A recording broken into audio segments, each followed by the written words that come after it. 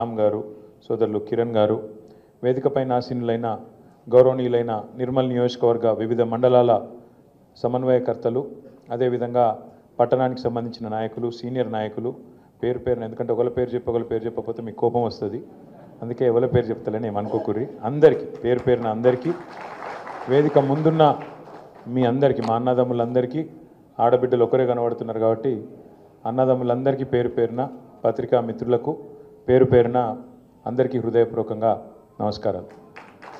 ఊకుకే ఒక వ్యక్తి పేరు తీసుకొని, ఇప్పుడు రామన్న తీసుకున్నాడు, రామకృష్ణ రెడ్డి గారు తీసుకున్నారు, ఆ వ్యక్తి పేరు ఊకుకే తీసుకొని ఆయన పెద్దోని చేయాల్సిన అవసరం లేదు. ఎందుకంటే మనకు కష్టం వచ్చినప్పుడే కొన్ని విషయాలు తెలుస్తాయి. పెద్దలు అందుకే ఆలోచించి ఒక సామెత చెప్పాను, కుండ పగిలితే పగిలింది కానీ కుక్క బుద్ధి తెలిసిందని. పోతపోయినరు మళ్ళీ కుక్క అంటే కూడా బాధ. కుక్క అంటే విశ్వాసం గలది, కుక్క చాలా విశ్వాసం గల జంతువు. వాళ్ళు అట్లా పోలిస్తే కుక్కల సంఘం వచ్చి ఇప్పుడు నన్ను మళ్ళీ నాతో పంచాయతీ పెట్టుకుంటే కష్టం. అరే మేము విశ్వాసం గల గాలతో పోలుస్తామని, అందుకే కుక్క కాదు నక్క అని మార్చుకోవాలి మనం. ఎందుకంటే ఉంటారు ఇప్పుడు పదవులు, వయస్సు అవి రాగానే మనుషులకు ఒక గౌరవం అనేది దక్కదు. కష్టంలో ఉంటే కూడా తల్లి లాంటి పార్టీని నమ్ముకొని ఉండేటోడే నిజమైన నాయకుడు, నిజమైన కార్యకర్త అయితే తప్ప ప్రతి పార్టీలో, ప్రతి సంస్థలో రెండు రకాల వ్యక్తులు ఉంటారు. ఒకటి పోరాటవాదులు ఉంటారు, అంటే సందర్భం ఏమైనా కష్టం వచ్చినా, నష్టం వచ్చినా, అధికారంలో ఉన్నా, ప్రతిపక్షంలో ఉన్నా పార్టీ తల్లి లాంటిది, నేను పార్టీని కాపాడుకుంటా, మా నాయకుడిని కాపాడుకుంటా, మా సంస్థను కాపాడుకుంటా అని ఎత్తిన జెండా దించకుండా కొట్లాడేటోళ్ళు పోరాటవాదులు. ఇంకొక రెండో రకం ఉంటారు అవకాశవాదులు. ఎటు అవకాశం ఉంటే అటు, ఎటు గాలి మళ్ళీ అటు జంపు కొట్టేటోళ్ళు. అసలు మీ దగ్గర నిర్మల్లో నిన్న మొన్నటిదాకా మనతో ఉన్న నాయకుడికి అసలు కనీసం సిగ్గు లజ్జ ఏమైనా ఉందా? ఎందుకంటే కాంగ్రెస్లో పోతా అంటే కాంగ్రెస్ వాళ్ళు వద్దని టెంట్ పెట్టి ధర్నా చేసిరు, ఈయన వద్దని. అయినా కూడా సిగ్గు లేకుండా పోయినట్టుగా. అంతకంటే ఏం చెప్పాలి నేను? ఇప్పుడు ఆ పార్టీలో కనీసం ఆయన ఎవడన్నా కుర్చేసి కూర్చోమంటోడు ఉన్నాడా? అపాయింట్మెంట్ ఇచ్చేటోడు ఉన్నాడా? నిన్న మొన్నటిదాకా ఇక్కడ మంచిగా బ్రహ్మాండంగా మంత్రి, జిల్లా మంత్రిగా ఉండి ఇవాళ అక్కడ పోయి అపాయింట్మెంట్ లేదు, గౌరవం లేదు, ఇంత బతికి ఆఖరికి ఏం లాభం చెప్పండి? అందుకే నేను అనేది, గౌరవం అనేది, గుర్తింపు అనేది మన క్యారెక్టర్తో వస్తుంది, మనకుండే నాయకత్వ లక్షణాలతో వస్తుంది తప్ప మనం చేసే పదవులతో రాదు. కాబట్టి పోయినోళ్ళు పోయినరు, ఉన్నోళ్ళతోనే మళ్ళీ ఫ్రెష్గా బ్రహ్మాండంగా మన సంస్థను పునర్నిర్మాణం చేసుకుందాం. మళ్ళీ నిర్మల్ తాలూకాలో అటు ముదోళ్ళ, ఇటు నిర్మల్ల, అటు ఖానాపూర్లా తిరిగి గులాబీ జెండా రెపరెపలాడేదాకా ఖచ్చితంగా మేమందరం ఉంటాం. మీ ఎంబడం ఏముంటామంటే ఓన్లీ ఎమ్మెల్యేలు, ఎంపీలు కాదు. రేపు ఎంపీటీసీ ఎలక్షన్లు వస్తున్నాయి, జెడ్పీటీసీ ఎలక్షన్లు వస్తున్నాయి. కరెక్ట్ మనుషులను నీటికెళ్ళి అబ్జర్వర్లను పంపుతాం స్టేట్ పార్టీకి వెళ్ళి. కరెక్ట్గా ఒక్కొక్క నియోజకవర్గం, ఒక్కొక్క ఊరు ఎక్స్రే తీస్తాం. తీసి ఆడ ఎవరు ఏంది ఎట్లా, ఎవరైతే ఖచ్చితంగా మనకు రేపు మళ్ళీ గెలిచినాక జంపాయేటోళ్ళు వద్దు, గెలిచినాక మనెంబడ ఉండేటోళ్ళు, నికాల్సుగా ఉండేటోళ్ళని పట్టుకొని దేవులాడి అట్లాంటి వాళ్ళకి టికెట్లు ఇచ్చుకుందాం. రామన్న లాంటి పెద్దలు ఉన్నారు, చంద్రశేఖర్ రెడ్డి అని ఉన్నాడు, ఇంకా చాలామంది పెద్దలు ఉన్నారు, సమన్వయం చేస్తారు. చేసి కరెక్ట్ మనుషులను పట్టుకొని ఇటుక వేసుకున్నట్టు, మళ్ళీ ఇల్లు కట్టుకున్నట్టు ఇటుక వేసుకొని మళ్ళీ కొత్తగా నిర్మల్ల, ముదోళ్ళ, ఖానాపూర్లా బ్రహ్మాండంగా పార్టీని పటిష్టంగా నిర్మాణం చేసుకుందాం. మనం బాధపడేది కానీ ఆలోచించేది కానీ ఏం లేదు. ఇలా నా మాటనో మీ మాటనో కాదు, మీరు దయచేసి ఇక్కడ ఉన్న మీడియా మిత్రులను కూడా నేను కోరుతున్నా, మీరు కావాలంటే మీ కెమెరాను, మీ గొట్టాలు పట్టుకొని పోండ్రి, ఏ ఊరికైనా పోండ్రి. ఆడ కూర్చున్న ఒక పెద్ద మనిషిని అడుగుండ్రి, అక్కడ తిరుగుతున్న మా తమ్ముళ్ళని అడగండి, పొలం కాడికి పోయి ఆడ పని చేసుకుంటున్న రైతులను అడగండి, లేదా రైతు కూలీలను అడగండి. కేసీఆర్ ఉన్నప్పుడు బాగుండేనా, ఇప్పుడు కాంగ్రెస్ వచ్చినాక బాగున్నదా అని గొట్టం పెట్టి కెమెరా పెట్టి అడుగుండ్రి. ఏం చెప్తారు ఇవాళ? కుల్లా ఈ మనిషి ఆ మనిషి కాదు, ఆఖరికి కాంగ్రెస్ కార్యకర్తలను కూడా జర్ర పక్కకు తీసుకుపోయి అడిగితే వాళ్ళు కూడా చెప్తాను, ఏం దరిద్రం రా ఇది, మంచిగా బ్రహ్మాండంగా ఉండే మంచిగా పల్లెంలో అన్నం తింటుంటే వీళ్ళు వచ్చి అనవసరంగా లేనిపోని మాటలు చెప్పి ఇవాళ తినే అన్నంలో మన్ను పోసుకున్నట్టు అయిపోయింది మా పరిస్థితి అని చెప్పి రైతులు ఊరూరా బాధపడుతున్నారు. ఇది వాస్తవం. ఈ ఊరు ఆ ఊరు కాదు.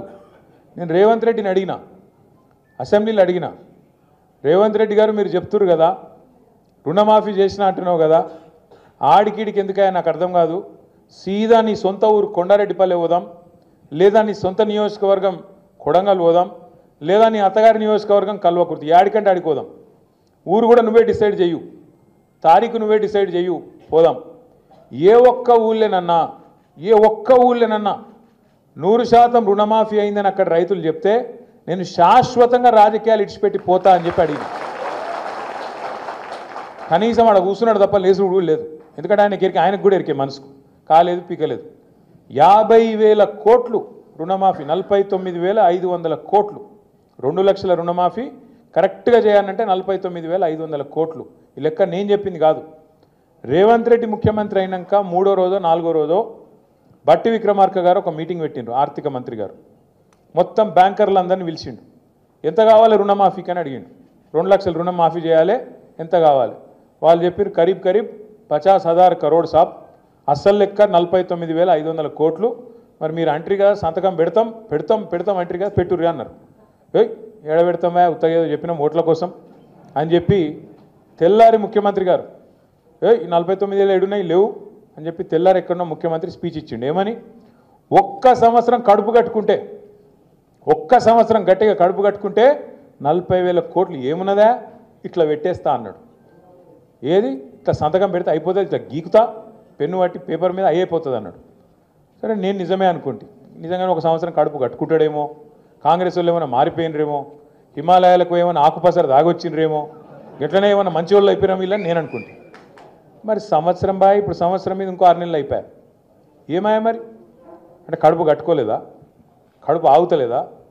తినుడు, కమిషన్లే కమిషన్లు. అందుకే 40,000 కోట్లు అన్న ముఖ్యమంత్రి క్యాబినెట్ కాడికి తీసుకొచ్చిండు రుణమాఫీ ఫైలు. క్యాబినెట్ కాడికి వచ్చేవరకు అందులో మళ్ళీ ఒక 9,000 కోట్లు ఎగిరిపోయింది. మొదలు 49,500 ఏది బ్యాంకులో మీటింగ్ పెట్టినప్పుడు. మళ్ళీ తెల్లారి మాటికే ముఖ్యమంత్రి 40,000 కోట్లు అన్నాడు, 9,000 ఎగిరిపోయింది. ఆడికెళ్ళి క్యాబినెట్కి వచ్చేవరకు ఇంకో 9,000 ఎగిరిపోయింది, 31,000 కోట్లు అన్నారు. ఆడికెళ్ళి అసెంబ్లీకి వచ్చింది బడ్జెట్, అసెంబ్లీకి వచ్చేవరకు 26,000 కోట్లు అన్నారు. అంటే ఏడ స్టార్ట్ అయింది కథ? 49,500 కేంచి 40,000 కేంచి 31,000 కేంచి 26,000కి వచ్చింది. పోనీ అదాన్ని ఇస్తారేమో అనుకున్నాం. ఆఖరికి మొన్న బట్టి విక్రమార్క గారు సావు కబురు చల్లగా చెప్పిండు. మళ్ళీ బ్యాంకులో మీటింగ్ పెట్టిండు. బ్యాంకులో మీటింగ్లో మనకు అర్థం కావద్దని ఇంగ్లీష్లో మాట్లాడిండు. కానీ మనకు కూడా కొంతమందికి ఇంగ్లీష్ వస్తుంది కదా, అందులో మాట్లాడిండు. మేము మీకు పైసలు ఇచ్చినాం, కానీ ఇప్పటివరకు రైతుల ఖాతాలో 11-12 వేల కోట్లే పడ్డాయి, ఇంకా మిగతా ఎప్పుడు వేయాలి, మనం ఇంకో 2-3 వేల కోట్లు వేయాలి అయిపోయి ఆయనతో చేతులు దులుపుకున్నారు. కథ మొదలైంది 49,000 కాడ, ఆఖరికి ముగిసింది 11-12 వేల కోట్ల కాడ. మన ఊళ్ళలో సామెత చెప్తారు, చారాన కోడికి బారాన మసాలా అని. ఇది కరెక్ట్ సూట్ అవుతుంది దానికి. ఇచ్చింది చారాన వంతు, కానీ దానికి బిల్డప్ ఊరూరా ఫ్లెక్సీలు, ఎక్కడ చూసినా ముఖ్యమంత్రి గారి ఫోటోలు, ఉప ముఖ్యమంత్రి గారి ఫోటోలు. నిన్న మొన్న పోతుంటే, నేను నల్గొండ పోయినా నిన్న పెళ్ళికి పోతుంటే మిస్ వరల్డ్ కంటెస్ట్ అన్నారు. నేను బ్యానర్ చూస్తే మిస్ వరల్డ్ కంటెస్ట్లో ఎవరి మొక్కలున్నాయిరా అంటే రేవంత్ రెడ్డి, జూపల్లి కృష్ణారావు, బట్టి విక్రమార్క. ఇలా ముగ్గురులో ఎవరు మిస్ వరల్డ్ నాకైతే అర్థం కాలేదు. పేరేమో మిస్ వరల్డ్, చూస్తేనేమో వీళ్ళ ముగ్గురు అందాల పోటీ వీళ్ళకి పెట్టినట్టున్నది కథ. నాకు తెలియక అడుగుతా, రాష్ట్రంలో ఒక దిక్కు 500 మంది అన్నదాతలు ఆత్మహత్య చేసుకుంటే నీ దిక్కుమాలిన ప్రభుత్వం వచ్చినాక నీ మాటలు నమ్మి కొంపల నుంచి 500 మంది కొంప ఉసురు తీసుకున్నావు, వాళ్ళ కొంప కొల్లేరు చేసినావు.